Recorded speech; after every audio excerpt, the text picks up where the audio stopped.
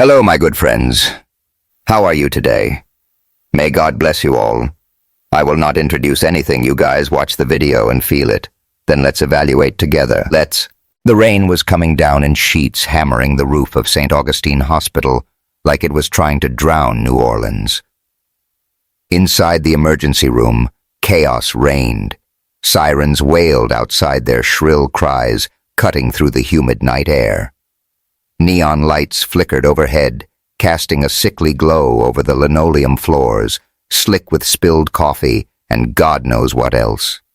The air reeked of antiseptic, sharp and stinging, the kind of smell that clung to your clothes and followed you home. Nurses darted between curtained bays, their sneakers squeaking, their voices clipped and urgent. It was a Friday night in the Big Easy, and the ER was a war zone. Diana Carter stood at the center of it all, her dark braids pulled back tight, her scrubs slightly wrinkled from a 12-hour shift that was about to stretch longer. At 32, she was no rookie, but her heart still raced every time a new patient rolled through those double doors. Her brown eyes, sharp and focused, scanned the monitors as she adjusted an IV drip. She'd grown up in the 9th Ward, where dreams were scarce and survival was a daily grind. Becoming a nurse hadn't just been a job. It was her way of proving the world couldn't break her, and tonight it was about to test her all over again. Diana, "We got a kid coming in," shouted Tina, her best friend and fellow nurse, as she jogged past with a clipboard. Tina was a firecracker, all curves and quick wit, with a laugh that could cut through the tension like a jazz trumpet. 10 years old. Allergic reaction. ETA. 2 minutes. Diana's stomach tightened. Kids were the hardest. She nodded, already moving toward the trauma bay. "What's the deal?" "EpiPen didn't work." "Nope," Tina called back, her voice tinged with worry. "Mom says he's swelling up bad. EMS is pumping fluids, but he's crashing." The doors burst open and a stretcher rolled in, flanked by paramedics shouting vitals. Jamal Washington, 10 years old. Anaphylaxis. BP's tanking, 80/40. Pulse, 130. The boy on the gurney was small, his face swollen and blotchy, his lips tinged blue. His mother, a woman in her 30s with tear-streaked cheeks, clung to the stretcher, her voice breaking. "Please save my baby. He's all I got." Diana's training kicked in her hands, steady, even as her pulse pounded. She grabbed an oxygen mask, fitting it over Jamal's face as the paramedics transferred him to the bed. "Jamal, can you hear me? I'm Diana, and I'm going to take care of you." "Okay. Just hang in there, kiddo." His eyes wide with fear, locked onto hers, and she gave him a reassuring smile, the kind she'd perfected over years of coaxing scared kids through pain. "Tina, get me epinephrine." "Stat," Diana barked, checking Jamal's airway. His throat was closing fast, his breaths shallow and ragged. The monitors beeped frantically, a chorus of bad news. Tina handed her a syringe, but her face was grim. "We're out of the standard dose, only got the experimental stuff, and you know the rules. Vance has to sign off." Dr. Harold Vance, the chief of staff, was the kind of man who treated hospital protocol like the 10 Commandments. He'd made it clear no one used restricted meds without his approval. No exceptions. Problem was, Vance was across town at some fancy medical conference, probably sipping bourbon and schmoozing with bigwigs. Diana glanced at the clock, 11:47 p.m. No way he'd make it back in time.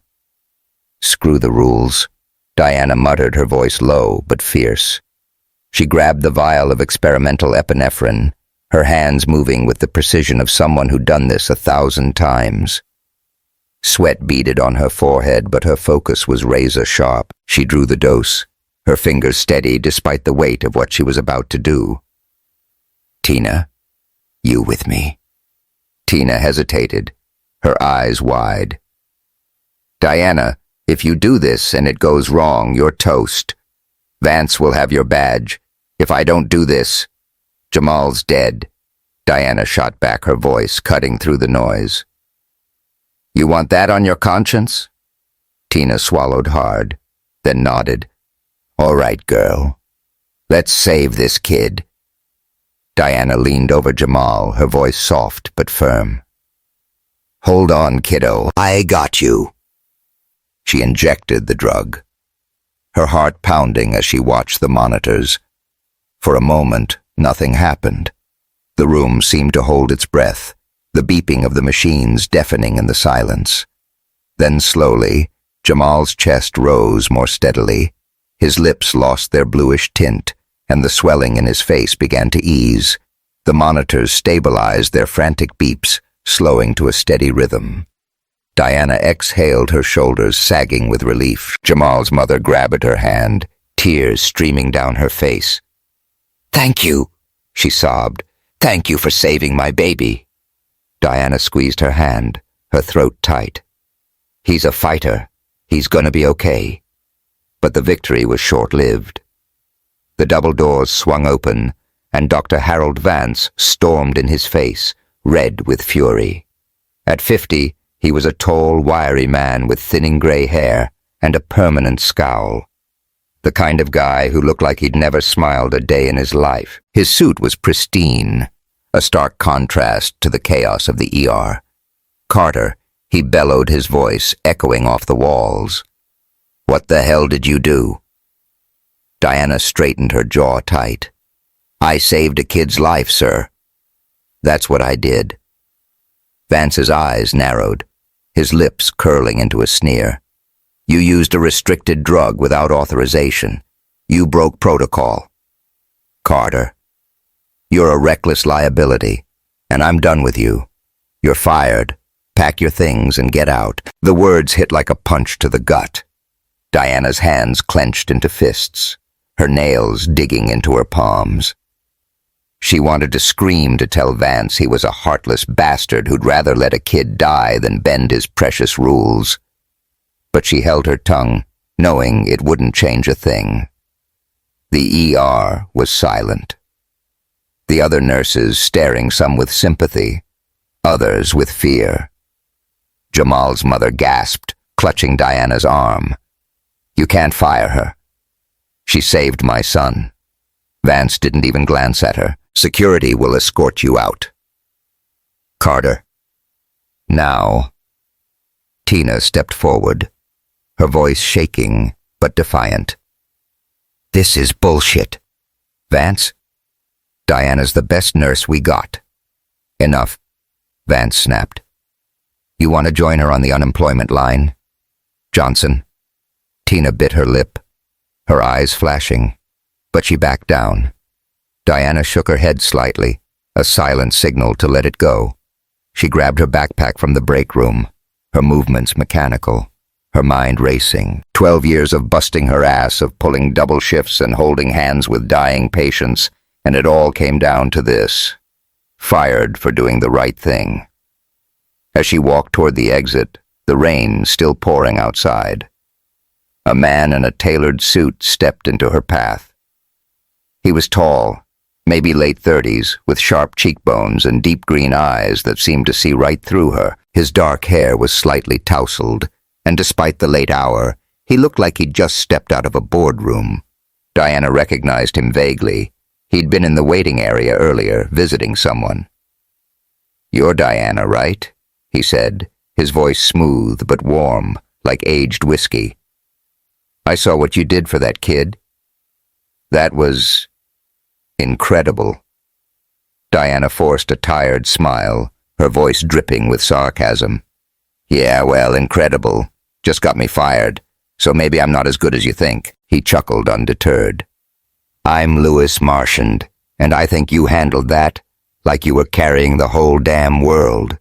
Diana raised an eyebrow, too exhausted to be impressed. Nice to meet you, Louis, but the world just fired me, so maybe I dropped it. Louis's smile widened, a spark of admiration in his eyes.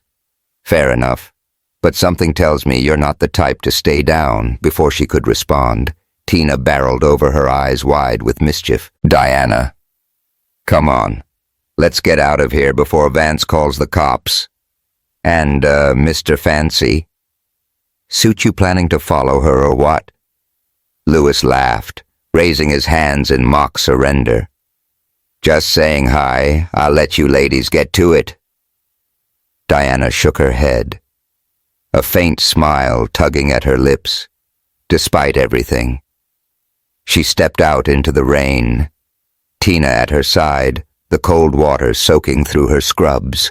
The hospital doors closed behind her, and for a moment she felt like she'd lost everything. But deep down, a fire still burned. She'd saved a life tonight, and no one, not Vance, not the hospital, not the whole damn system could take that away from her. As she and Tina walked toward the parking lot, Tina nudged her, grinning through the rain. Girl, you just made a millionaire stare at you like you're the last beignet in New Orleans. Don't let him walk away. Diana rolled her eyes, but a laugh escaped her. Tina, I just got canned. I ain't got time for rich guy daydreams. Oh, you'll make time, Tina said, winking. Mark my words, that man's trouble and the good kind. Diana didn't know it yet, but her life was about to change in ways she couldn't imagine. She'd lost her job, but she'd gained something else. A spark, a connection, a fight she wasn't ready to give up on.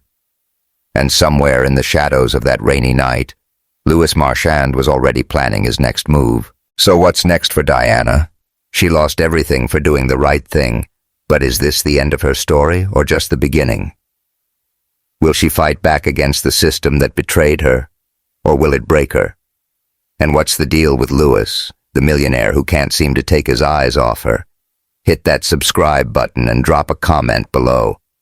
What would you do if you were in Diana's shoes? Let's dive deeper into this story together. The morning after Diana Carter's world imploded, the sun peeked through the cracked blinds of her small apartment in New Orleans' Treme neighborhood. The place wasn't much a one-bedroom with peeling paint, a sagging couch and a coffee maker that wheezed like it was on its last legs.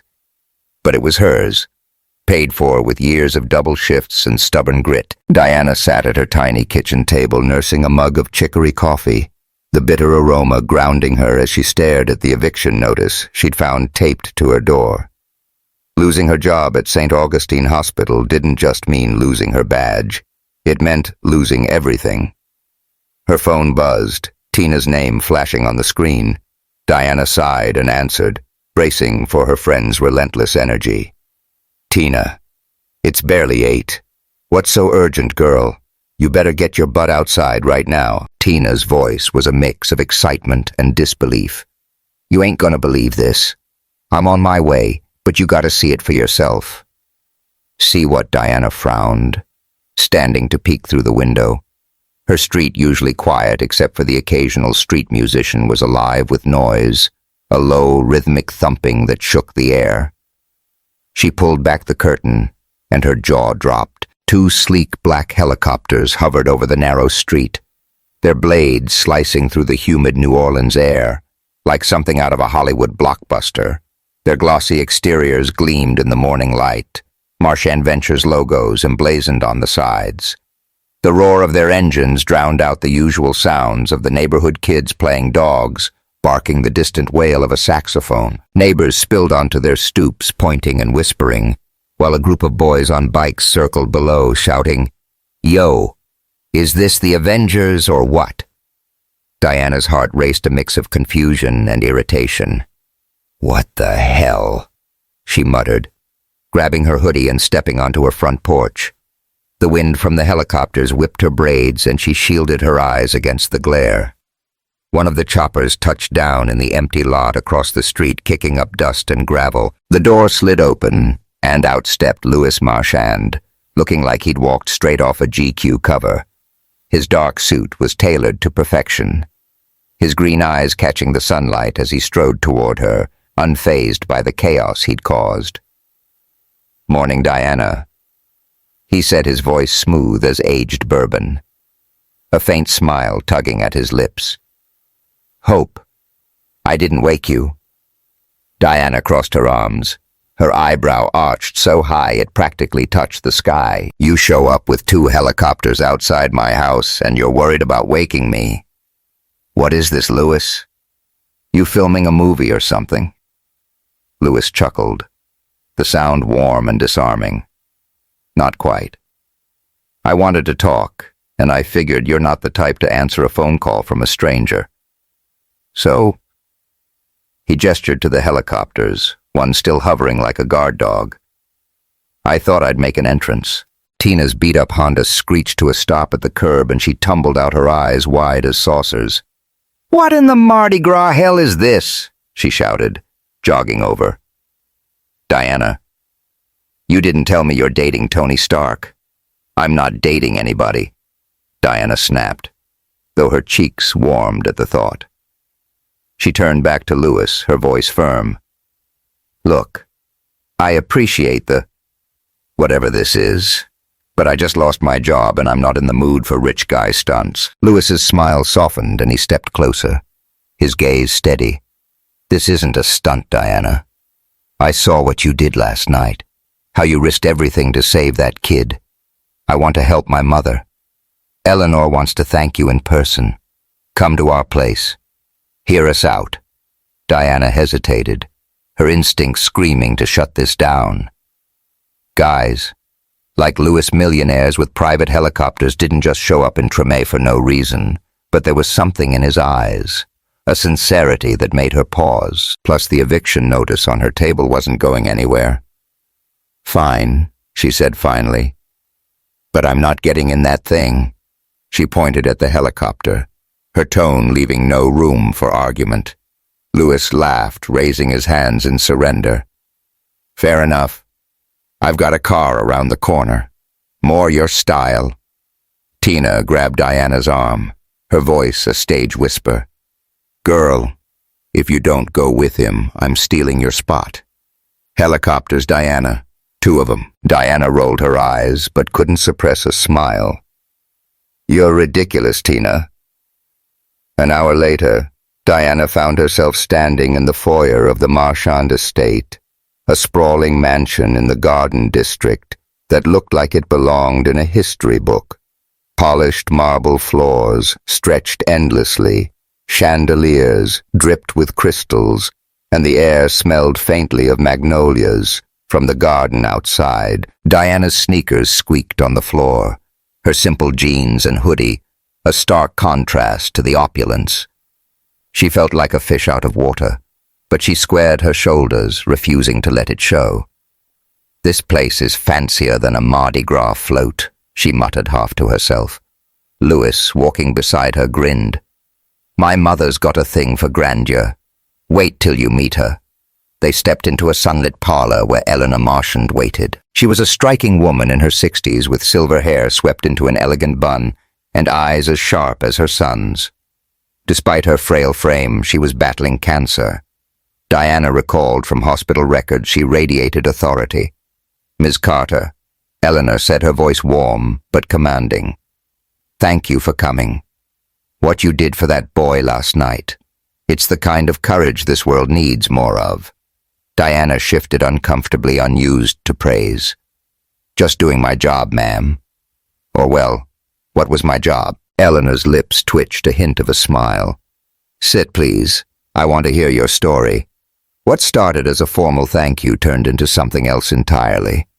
Over glasses of sweet tea, Diana found herself opening up, telling Eleanor and Lewis about her childhood in the 9th Ward, where she'd watched too many kids like her fall through the cracks. Becoming a nurse was her way of fighting back, of proving that heart could outweigh hardship. Lewis listened intently, his gaze never leaving her, and Diana felt a warmth she wasn't ready to name. As the afternoon faded into evening, Lewis suggested a walk in the garden. The air was thick with the scent of jasmine, the moon casting silver light over the manicured lawns. Fairy lights twinkled in the trees, giving the place a dreamlike glow. Diana's guard was still up, but Lewis had a way of slipping past it, his easy charm disarming her defenses. "You're not what I expected," he said, his voice low as they strolled along a gravel path. Most people would have followed protocol last night. You didn't. Diana shrugged, kicking a pebble. Protocol doesn't breathe. Jamal does. Or did, thanks to me. She paused, her voice softening. What about you? What's a guy with helicopters doing hanging around a hospital at midnight? Lewis's smile faded, and for the first time, she saw a crack in his polished exterior. My mom's been in and out of St. Augustine for years. Cancer's a hell of a fight. I was there last night to check on her, but then I saw you, and I couldn't look away. Diana's heart skipped, but she covered it with a laugh. Smooth talker, huh? Bet you say that to all the unemployed nurses, only the ones who save lives and sass me in the same breath. He shot back his eyes, twinkling. They stopped by a stone fountain, the water glinting under the moonlight. Lewis stepped closer, his hand brushing hers. You ever think about what you'd do if the world didn't keep knocking you down? He asked, his voice barely above a whisper. Diana met his gaze, her breath catching. I don't know. Keep fighting, I guess. It's all I've ever done. For a moment, the world shrank to just them. The hum of crickets, the soft splash of the fountain, the heat of his hand against hers. Then slowly Lewis leaned in, and Diana didn't pull away. Their kiss was soft but electric, like the first note of a jazz song on Bourbon Street. It was a promise, a spark, and it left Diana dizzy, with something she hadn't felt in years. Hope, but hope, like everything else in her life, came with complications.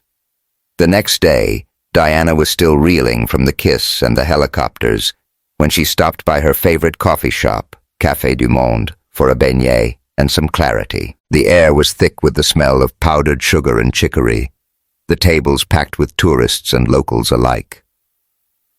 She was halfway through her second beignet when a familiar voice called her name. Diana Carter, is that you? She turned, and her heart did a little flip. Not the good kind. Dr. Marcus Reed stood there looking like he'd walked out of a medical drama. At 35, he was all smooth brown skin, chiseled jaw, and a smile that could charm a snake. They dated briefly in college, back when Diana thought love was enough to bridge their differences. Marcus had always been ambitious, chasing prestige, while Diana chased purpose. They'd parted ways, but seeing him now in a crisp white coat with Dr. Reed embroidered on it brought back a flood of memories. Marcus, she said, wiping sugar from her hands.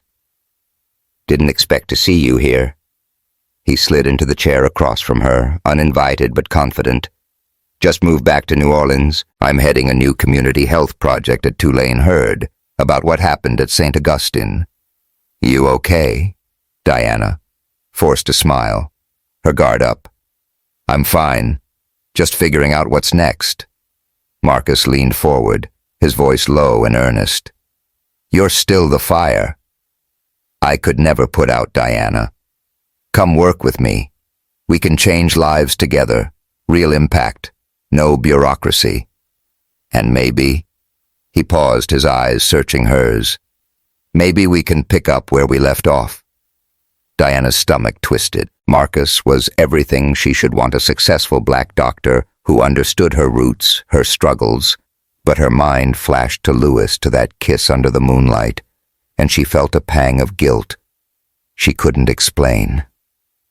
Marcus, I need time to think. She said, her voice unsteady. He nodded, but his smile was confident, like he knew he'd win her over. Take all the time you need. I'm not going anywhere. As Marcus walked away, Diana stared at her coffee, her heart a tangled mess. She'd lost her job, caught the eye of a millionaire who showed up with helicopters, and now her ex was back offering a future that made sense on paper. But since when had her life ever followed the script? Tina's voice echoed in her head, teasing but true. A millionaire and a hotshot doctor. Girl, you're living a rom-com. Diana wasn't so sure. Rom-coms didn't come with eviction notices or broken systems, but as she left the cafe, the taste of beignets still sweet on her lips. She couldn't shake the feeling that her story was just beginning, and it was about to get a whole lot messier. Diana Carter hadn't slept in days, not really. Her tiny apartment in Treme felt like a pressure cooker, the walls closing in with every unpaid bill and unanswered job application. The eviction notice on her kitchen table glared at her, a constant reminder that time was running out. But Diana wasn't one to roll over. She'd grown up in the 9th Ward where you learned to fight or you got swallowed whole. Losing her job at St. Augustine Hospital for saving a kid's life wasn't just unfair, it was personal, and she was damn well going to fight back. It was Tina who'd planted the seed, half joking over a plate of greasy po' boys at their favorite dive bar. "Girl, you should sue their asses," she'd said, licking hot sauce off her fingers. "Vance fired you for doing the right thing. That's gotta be illegal or something." Diana had laughed it off at first, but the idea stuck. By the next morning, she was on the phone with a lawyer, a sharp-talking woman named Carla, who specialized in wrongful termination. "You've got a case," Carla said, her voice crackling with confidence. "But it won't be easy. St. Augustine's got deep pockets and deeper connections. You ready to go to war?" Diana didn't hesitate. "Hell, yeah, I'm ready. That was 2 weeks ago." Now she was drowning in paperwork, her coffee table buried under legal documents and sticky notes. Carla had warned her it'd be a grind, depositions, affidavits, media scrutiny. But Diana hadn't expected the toll it would take. Every night she fell into bed exhausted, her mind racing with what-ifs. What if she lost? What if she won, but no hospital would hire her again? What if this fight cost her everything? The one bright spot was Louis Marchand, the millionaire with the helicopters and the green eyes that saw right through her, had become a surprising ally. He'd offered to cover her legal fees, no strings attached, and while Diana's pride made her balk at first, she'd accepted. "It's not charity," Louis had said, his voice firm but kind. "It's an investment in someone who's worth it." His words stuck with her, warming her in ways she wasn't ready to admit. That kiss in his mother's garden still lingered a spark. She couldn't shake, even as Marcus Reed's reappearance complicated things. Marcus had been texting her non-stop, his messages a mix of professional and personal. "Join my project. Diana. We'd be unstoppable. Dinner this weekend. For old time's sake." She hadn't responded. But his offer, a job, a purpose, a man who understood her roots, gnawed at her. Louis was a dream. But Marcus was reality. Or was it the other way around? She couldn't tell anymore. Tonight, though she had bigger things to worry about, Louis had invited her to a charity gala at the Roosevelt Hotel, a glitzy event to raise money for cancer research in honor of his mother, Eleanor. "It's a chance to network," he'd said over the phone, his voice warm. "People who can help your case will be there. Plus, I'd like to see you in a dress." Diana had snorted, but the thought of seeing him again sent a flutter through her chest. "Don't get your hopes up, rich boy," she'd teased. "I don't do fancy." She did, however, do stubborn. Tina had dragged her to a thrift store where they'd found a deep emerald gown that hugged Diana's curves and made her feel like she could take on the world. Standing in front of her mirror, now she barely recognized herself. The dress shimmered under the dim light, her braids swept into an elegant updo. "Not bad." "Carter," she muttered, smoothing the fabric. "Let's go make some noise." The Roosevelt Hotel was a vision of old-school New Orleans glamour. Crystal chandeliers hung from the vaulted ceiling, casting golden light over the ballroom. Waiters in crisp white shirts glided through the crowd, offering flutes of champagne and dainty hors d'oeuvres that probably cost more than Diana's rent. The air buzzed with the clink of glasses, the murmur of conversation, and the soft strains of a jazz quartet playing in the corner. Women in glittering gowns and men in tailored tuxedos mingled their laughter, polished but hollow. Diana felt like an imposter, her heels clicking uncertainly on the marble floor. She clutched her clutch, a cheap thing Tina had lent her, trying to ignore the stares. Some were curious, others judgmental, as if they could smell the ninth ward on her. She straightened her spine, her chin high. Let them stare. She wasn't here to blend in. Louis found her within minutes, looking like he'd been born for this world. His black tuxedo fit him like a second skin. His dark hair swept back, those green eyes locking onto her with an intensity that made her breath catch. "You look—" He paused, searching for the right word, like you could bring this whole place to its knees. Diana smirked, hiding the warmth spreading through her. "Careful, Marchand flattery's dangerous." He offered his arm, a playful glint in his eyes. "Good thing I like danger." They moved through the crowd, Louis introducing her to lawyers, philanthropists, and city officials, people who could sway her case. Diana held her own, her quick wit and no-nonsense charm, winning smiles and business cards. For the first time in weeks, she felt like she was gaining ground. But the night took a turn when a woman in a scarlet gown sauntered over her presence, commanding the room like a queen. Sophia Laurent was. Everything Diana wasn't. Tall, blonde, and dripping with privilege, her smile was sharp as a switchblade. Her blue eyes assessing Diana like she was a bug under a microscope.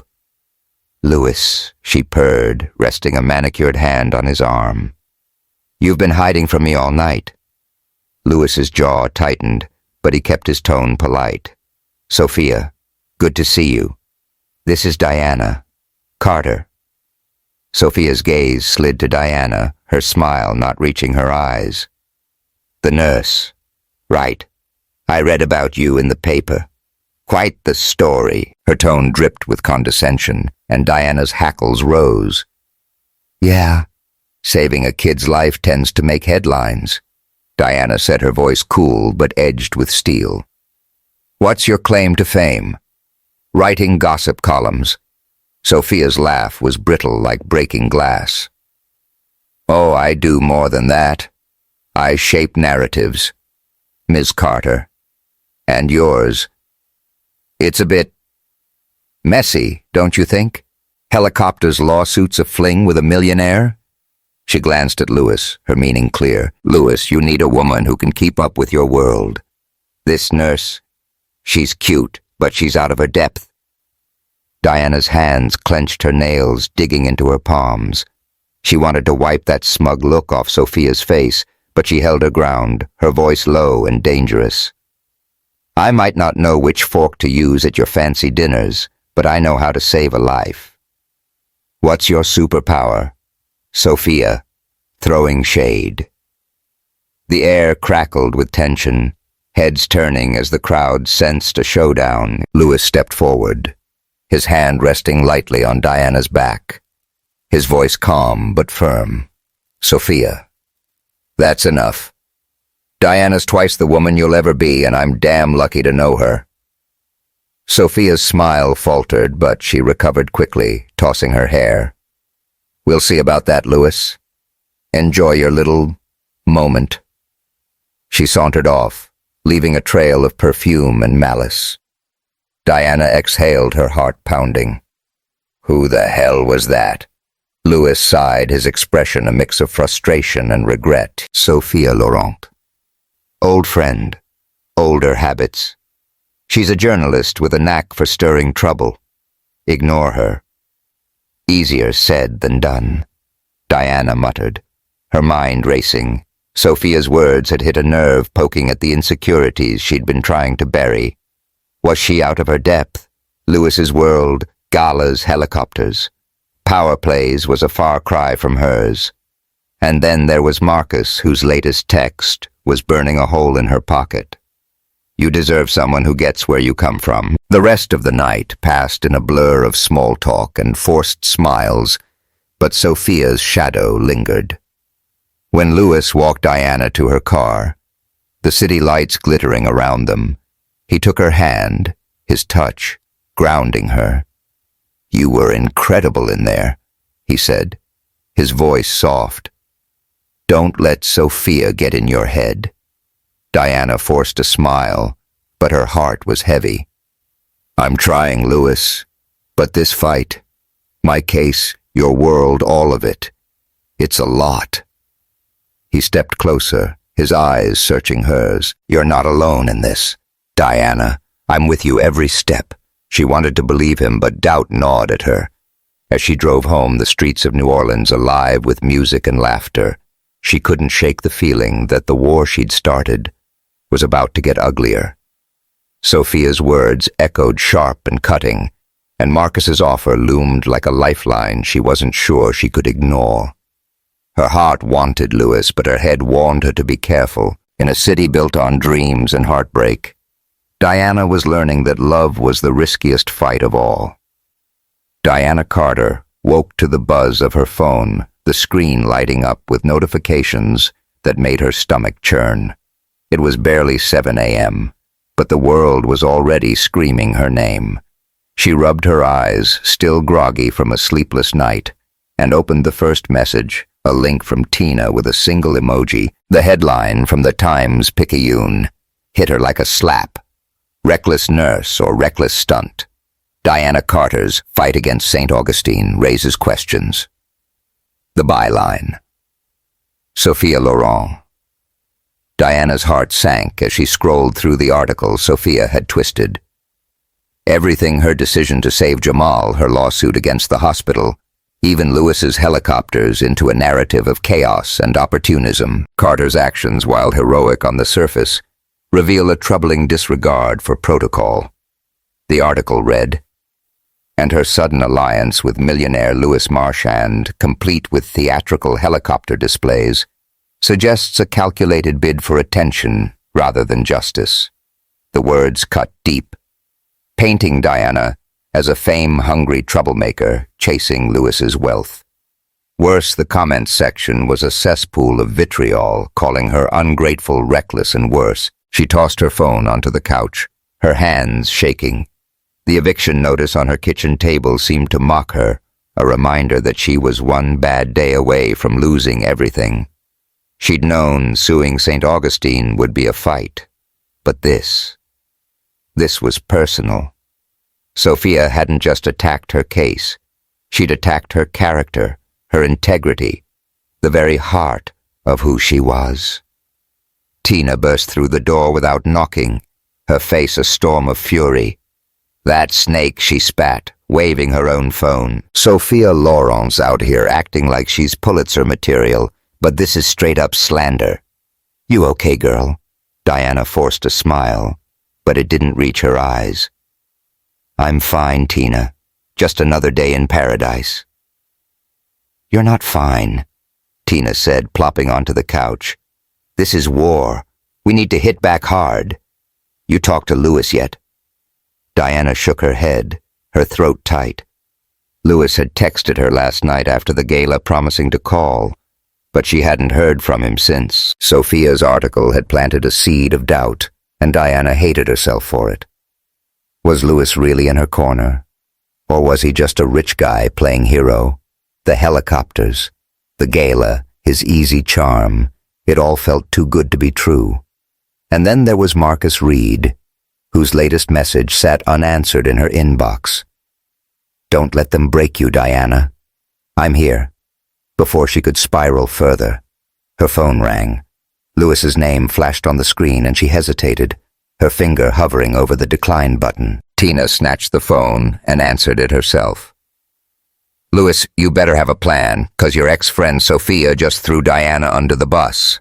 She thrust the phone at Diana, who glared but took it. Louis, she said, her voice flat. What's up, Diana? I just saw the article, he said, his voice tight with anger. I'm sorry. Sophia's out of line and I'm handling it. Can you meet me downtown? I've got something planned.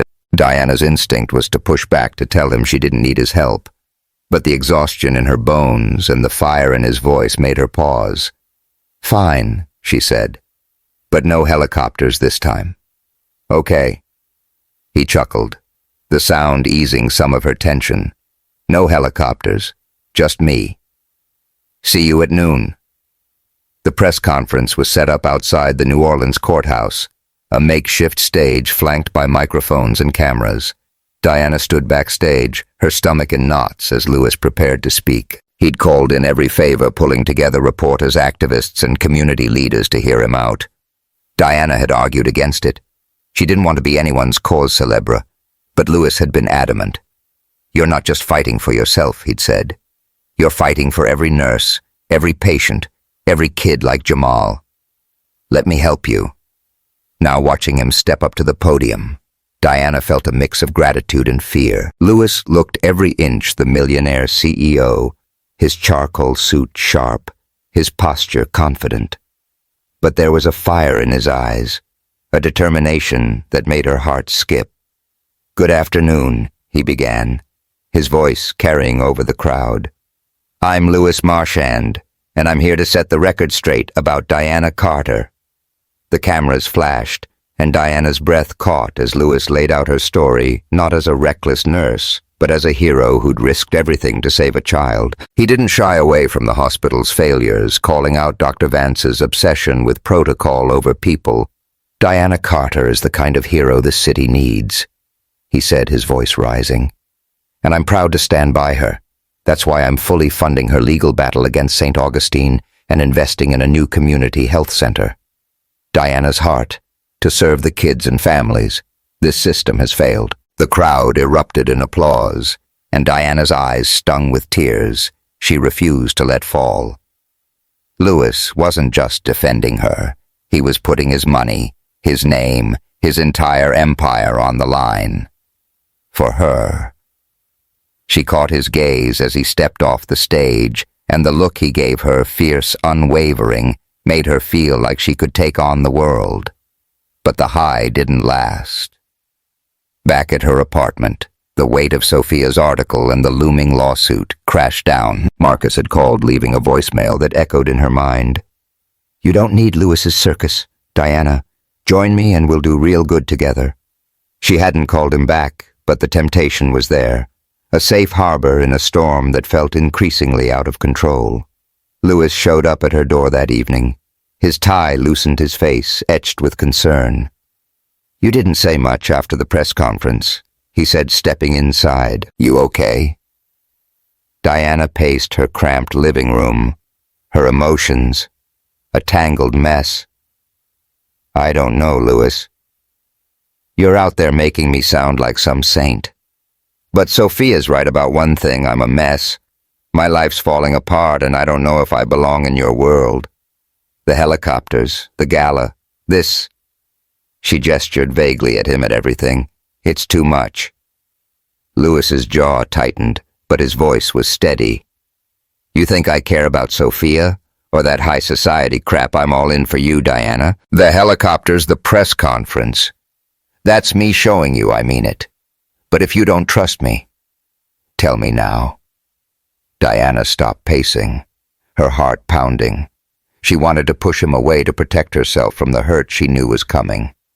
But looking into his eyes, she saw something real, something worth fighting for. "I'm scared, Lewis," she admitted, her voice barely above a whisper. "Scared. I'm not enough for your world. Scared I'm gonna lose this fight and drag you down with me." Lewis closed the distance between them, his hands cupping her face. "You're more than enough, Diana. You're everything, and I'm not going anywhere." The air between them crackled, charged with a need neither could ignore. Diana's breath hitched as Lewis leaned in, his lips capturing hers in a kiss that was anything but gentle. It was fire and hunger, a desperate need to prove they were in this together. She kissed him back, her hands gripping his shirt, pulling him closer. The world. Sophia. The lawsuit. The doubts melted away, leaving only them. They stumbled toward her bedroom, a trail of discarded clothes marking their path. In the dim light, Lewis unbuttoned Diana's shirt, his eyes locked on hers, saying without words that she was his entire world. Diana pulled him to the bed, the worn mattress creaking under their weight. Their passion was a fire that burned away every doubt, every fear, their bodies moving in a rhythm that felt like coming home. It wasn't just desire. It was a promise, a vow that they'd face whatever came next together. Afterward, they lay tangled in the sheets, the city's hum filtering through the open window.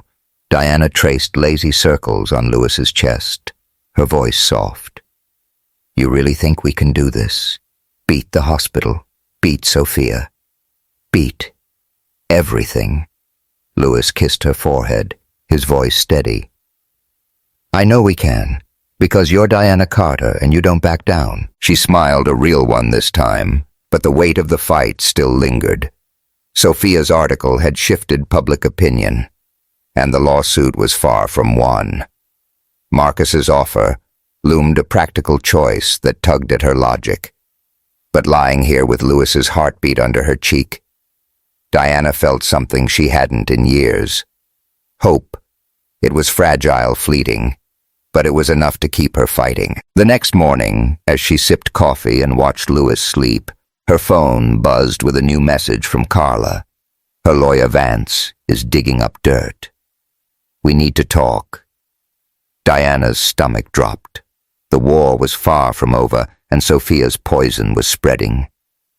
But with Lewis by her side, Diana felt ready to face it all, even if it meant risking everything she'd come to love. Diana Carter's world was unraveling faster than a cheap sweater. The morning after her night with Louis Marchand, she'd woken with a flicker of hope, his steady heartbeat under her cheek, a reminder that she wasn't alone. But hope was a fragile thing in New Orleans, where storms, literal and figurative, could sweep it away in an instant. By noon, that flicker was gone, replaced by a gnawing dread that clung to her like the city's humid air. Her lawyer Carla had called with bad news. Dr. Harold Vance, the chief of staff at St. Augustine Hospital, wasn't playing fair. "He's digging up dirt," Carla said. Her voice clipped over the phone. "Claims you violated protocol on a case 3 years ago, a patient who died under your care. He's threatening to leak it to the press unless you drop the lawsuit." Diana's stomach dropped her coffee, turning bitter in her mouth. She remembered that case. A 60-year-old man with a heart condition rushed in during a chaotic night shift. She'd followed every protocol to the letter, but he'd coded anyway. The hospital's internal review had cleared her, but Vance was twisting the truth, painting her as a negligent nurse to discredit her. "That's a lie," she said, her voice shaking. "He can't do this." "He can, and he will," Carla replied. "We've got a week before the next hearing. If this goes public, it could tank your case and your reputation." Diana hung up her hands, trembling as she paced her cramped apartment. The eviction notice on her table seemed to pulse a ticking bomb alongside the stack of legal documents. She'd poured everything into this fight, her savings, her pride, her heart, and now it felt like the ground was crumbling beneath her. Worse, the doubt Sophia Laurent had planted was growing, fed by every new blow. Was Lewis's support, his helicopters, his press conference, his promises, just a rich man's game? And then there was Marcus Reed, whose steady presence felt like a lifeline she couldn't ignore. Marcus had called again that morning, his voice calm but insistent. "Diana, you don't need this circus," he'd said in a voicemail. "Vance Lewis, the media, it's too much. Join my project at Tulane. We'll do real good together without all this drama. You know I've got your back." She hadn't responded, but his words echoed practical and safe in a way Lewis's world of galas and grand gestures wasn't. Tina showed up at her door an hour later, her arms full of takeout from Dookie Chase's. "Figured you needed some fried catfish to survive this mess," she said, kicking off her sneakers. "You talked to Carla. What's the plan?" Diana sank onto the couch, rubbing her temples. "Vance is trying to bury me. Tina, he's got some old case he's gonna spin to make me look like a screw-up. If this gets out, I'm done." Tina's eyes narrowed, her voice fierce. "That man's a snake, but you're tougher than him, And Louis, he's got your back, right? Those helicopters weren't just for show. Diana's chest tightened at the mention of Louis. I don't know. Tina, Sophia's article, Vance's lies, Marcus's offer. It's all messing with my head. What if Louis is just, I don't know, playing the hero for clout? What if this is all a big mistake? Tina set down her food, her expression serious. Girl, you're spiraling. Louis put his whole reputation on the line for you, that press conference. That was him saying, I'm all in. Don't let Sophia's poison make you doubt him. But doubt was a stubborn thing, and Diana couldn't shake it. When Louis texted to meet her that evening, she agreed. But her heart was heavy with questions she wasn't sure she wanted answered. They met at Louis's penthouse in the warehouse district, a sleek modern space with floor-to-ceiling windows that framed the glittering New Orleans skyline. The city sprawled below, alive with the neon glow of Bourbon Street and the distant hum of jazz.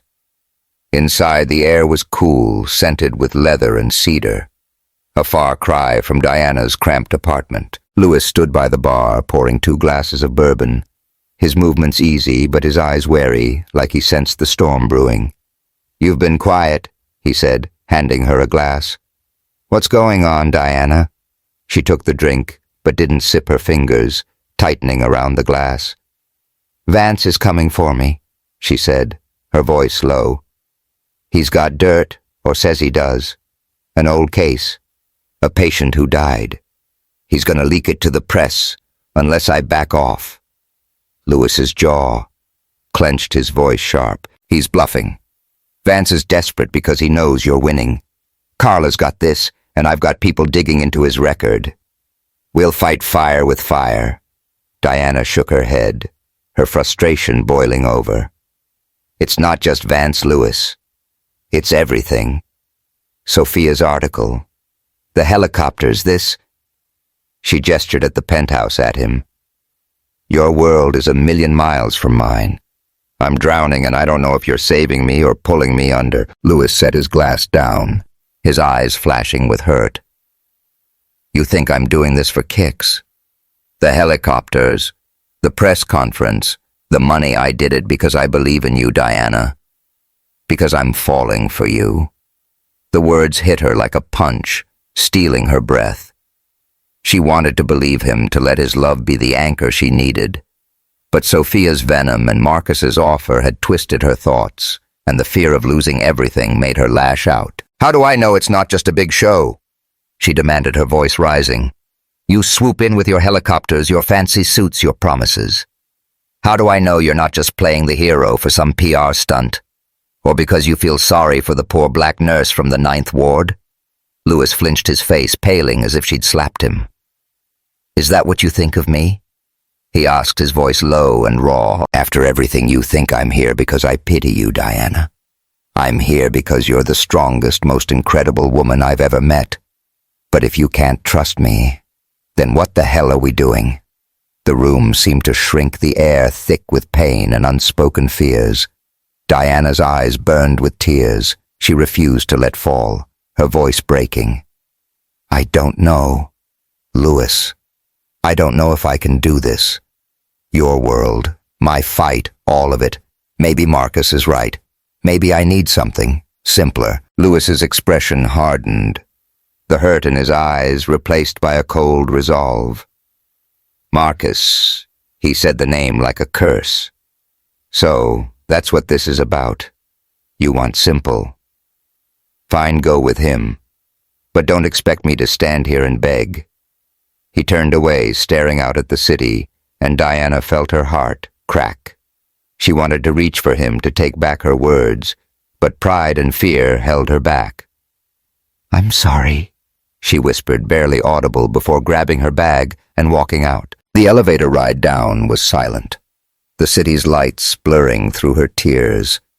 She'd pushed away the one person who'd stood by her, and now, with Vance's lies closing in, she felt more alone than ever. The next day, the city was buzzing with news of Diana's case, but not in her favor. Sophia had struck again, this time on a local talk show, spinning Vance's accusations into a narrative of incompetence. Diana Carter's history of reckless behavior is a liability, she'd said, her voice dripping with false concern, and her relationship with Louis Marchand. Clearly a publicity stunt to bolster her case. The clip went viral, and by noon, Diana's phone was flooded with hate messages, calling her a fraud, a gold digger, a danger. Tina tried to lift her spirits, organizing a small protest outside St. Augustine with a handful of nurses and community activists. They held signs scrawled with slogans like, "Diana's heart, Vance's rules, and heroes don't follow protocol." Tina, ever the firecracker, stood on a milk crate, megaphone in hand, shouting, "If Vance wants a fight, he's messing with the wrong crew." The crowd cheered, and for a moment Diana felt a spark of defiance, but it wasn't enough to drown out the noise in her head. Carla called that afternoon, her voice grim. "The judge is leaning toward Vance's side. If we don't counter this smear campaign, we're screwed. You need to make a choice. Diana, fight harder or walk away." Diana stared at her phone, Marcus's latest message glowing on the screen. "You don't have to do this alone. Let me help you start over." It was tempting, so damn tempting, to take his offer to leave the lawsuit, Louis and the pain behind. But the thought of giving up, of letting Vance and Sophia win, made her blood boil. She'd fought too hard, lost too much to quit now. As night fell, she stood on her porch, the humid air heavy with the promise of rain. The city pulsed around her, alive with music and resilience, a reminder of why she'd become a nurse in the first place. She thought of Jamal, the boy she'd saved, and the countless others who needed her to keep fighting. And she thought of Louis, his hurt, his love, the way he'd stood by her even when she pushed him away. Her phone buzzed, a text from Louis. "I'm sorry. Can we talk?" She stared at it, her heart torn between fear and hope. The war wasn't over, and neither was her story. But as the first raindrops fell, Diana knew one thing for sure. She was done running, whatever came next. Vance's lies, Sophia's schemes, or the mess she'd made with Louis, she'd face it head-on, the way she always had. The rain fell in heavy sheets outside Diana Carter's apartment, drumming against the windows like a heartbeat. She stood on her porch, the humid New Orleans air thick with the scent of wet asphalt and magnolias. Her phone glowed in her hand, Louis Marchand's text staring back at her. "I'm sorry. Can we talk?" Her thumb hovered over the screen, torn between the ache in her heart and the fear that had driven her to push him away. The past week had been a crucible. Vance's lies, Sophia's venom, Marcus's tempting offer, but standing here with the city's pulse echoing around her, Diana knew she couldn't run from this any longer. She typed a reply, her fingers trembling. "Meet me at the hospital, 8 p.m. She hit send before she could second-guess herself, then grabbed her jacket and stepped into the storm, St. Augustine Hospital. The place that had broken her was where this fight had started. It was only fitting that it end there, too. The hospital's emergency room was quieter tonight, the usual chaos subdued by the late hour. Diana slipped through the double doors, her sneakers squeaking on the linoleum. The familiar smell of antiseptic hit her, a bittersweet reminder of the life she'd lost. She hadn't been back since the night she was fired, and the weight of that memory pressed against her chest. But she wasn't here to dwell on the past. She was here to reclaim her future. Louis was waiting in the lobby, his dark coat damp from the rain, his green eyes searching hers the moment she appeared. He looked tired, the polished millionaire replaced by a man carrying the same hurt she felt. "Diana," he said, his voice low and raw. "I didn't think you'd come." She crossed her arms, her voice steady despite the storm inside her. "I almost didn't. But I'm tired of running, Louis. Tired of doubting you, doubting myself." So let's talk. He nodded, gesturing to a quiet corner near the vending machines.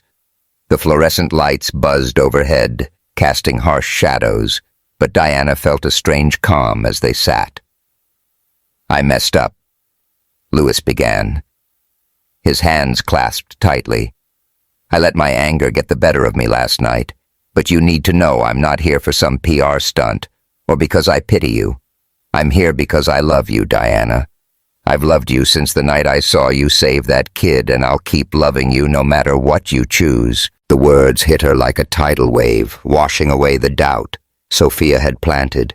Diana's eyes stung, but she held his gaze, her voice barely above a whisper. I love you too, Lewis. But I'm scared. Vance is coming for me. Sophia's tearing me apart, and Marcus, he's offering me a way out. It's not love, but it's safe, and right now safe sounds pretty damn good. Lewis's face tightened at Marcus's name, but he didn't look away. Safe, isn't you, Diana? You're a fighter. You've been fighting your whole life for your patients, for your community, for yourself, and I'm not asking you to choose me over him. I'm asking you to choose you. Whatever that means. I'll be here. Diana's throat tightened, and for the first time in days, she felt seen not as a nurse, a plaintiff, or a pawn in someone's game, but as herself. She reached for his hand, her fingers intertwining with his. I'm sorry I doubted you, she said. I want this us, but we've got a war to win first. Lewis smiled, a spark of his old charm returning. Then let's win it together. The next morning, Diana's lawyer, Carla, called with news that felt like a miracle. You're not going to believe this, she said, her voice buzzing with excitement. Eleanor Marchand just sent us a bombshell. She's got evidence, emails, internal memos, proving Vance ignored protocol himself to save a VIP patient 5 years ago. He covered it up, but Eleanor's got the receipts. This changes everything. Diana's heart raced her mind, struggling to process it. Eleanor, how did she? Apparently she's been quietly digging into Vance's past ever since you got fired, Carla said. She's a force of nature, that one. With this, we can flip the narrative. Vance won't just back off. He'll be lucky to keep his job. Diana hung up her hands, shaking with a mix of relief and disbelief. Eleanor Marchand, the silver-haired matriarch who'd welcomed her into her home, had been fighting for her in the shadows. It was a reminder that she wasn't alone, that this fight was bigger than her. She called Lewis immediately, her voice trembling. Your mom's a damn superhero. Lewis laughed, the sound warm through the phone. Told you she's fierce. Meet me at the courthouse tomorrow. We're ending this. The courtroom was packed, the air thick with anticipation. Reporters lined the back, their cameras flashing as Diana took her seat beside Carla. Lewis sat in the front row, his presence a steady anchor, while Tina and a group of nurses from St. Augustine held signs outside Justice for Diana. Across the aisle, Dr. Vance sat with his legal team, his face a mask of smug confidence. But Diana could see the cracks, his fidgeting hands, the way his eyes darted to the judge. He knew something was coming. Carla presented Eleanor's evidence with surgical precision, laying out Vance's hypocrisy for the court. The emails showed he'd authorized an unapproved drug for a wealthy donor, bypassing protocol to save face with the hospital's board. The memos detailed his efforts to bury the incident, threatening staff who dared speak out. The courtroom buzzed reporters, scribbling furiously as Vance's face turned ashen. When Carla called Diana to the stand, she felt every eye on her, but she stood tall, her voice clear as she recounted the night she saved Jamal, the choice she'd made, and the price she'd paid. I became a nurse to save lives. She said, her gaze steady. Not to follow rules that put kids like Jamal in danger. If that makes me reckless, then I'll wear that label proudly. The judge, a stern woman with gray hair, nodded thoughtfully. By the end of the day, the ruling came down. Diana's termination was wrongful, and she was to be reinstated with back pay. Vance was ordered to issue a public apology, and the hospital faced a review of its protocols. The courtroom erupted in cheers, Tina's voice rising above the rest. "That's my girl, outside under a sky finally clear of rain." Diana was mobbed by supporters and reporters. Lewis pushed through the crowd, pulling her into a hug that felt like coming home. "You did it," he whispered, his voice thick with pride. "We did it," she corrected, her eyes shining. "You, me, Eleanor. Tina, everyone." Vance's apology came the next day, a stiff, televised statement that did little to hide his humiliation. Diana watched it from her apartment. Tina sprawled on the couch with a bowl of popcorn. "Man, he looks like he's choking on his own ego," Tina said, tossing a kernel in the air. "You kicked his ass, Diana." Diana laughed, the sound lighter than it had been in months. "Yeah, but I'm not done. That health center, Lewis's building, I'm going to make sure it changes lives." The weeks that followed were a whirlwind. Diana returned to St. Augustine, her badge back on her scrubs, her head held high. The nurses welcomed her like a hero, and even some doctors grudgingly offered respect. Vance kept his distance, his influence diminished, and rumors swirled that he was eyeing retirement. Sophia, to everyone's surprise, published a follow-up article, this time praising Diana's courage. "Maybe she's got a heart after all," Tina quipped, but Diana suspected Lewis had a hand in it. Marcus Reed reached out one last time, offering congratulations and a job if she ever changed her mind. "You're one of a kind, Diana," he said, his voice warm but resigned. "I hope Marchand knows how lucky he is." "I think he does," Diana replied, smiling. She wished Marcus well, grateful for his support, but certain of her choice. Lewis wasn't just a dream, he was her partner, her equal, her home. The grand opening of Diana's heart. The community health center was a celebration New Orleans wouldn't soon forget. Set in the heart of the 9th Ward, the center was a beacon of hope, offering free care to kids and families who'd been failed by the system.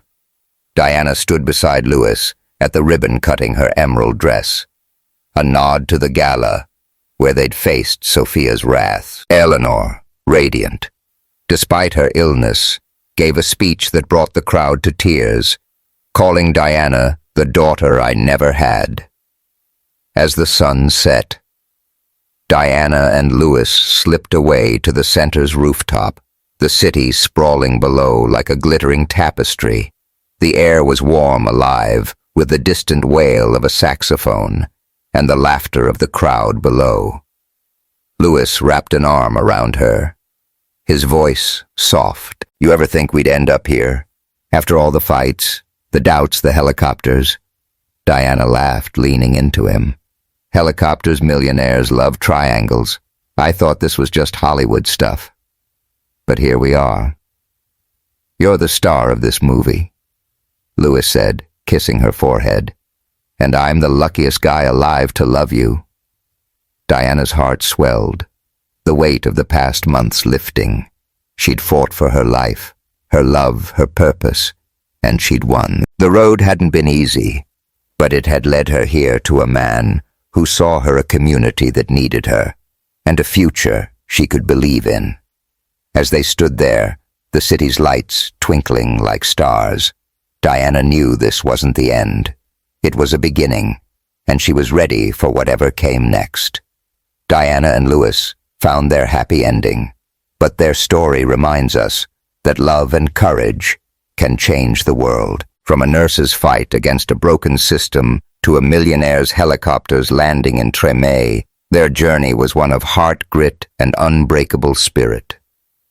What did you think of those helicopters or the battles they faced? Subscribe and drop a comment below. What story do you want to hear next? Thanks for being part of this ride.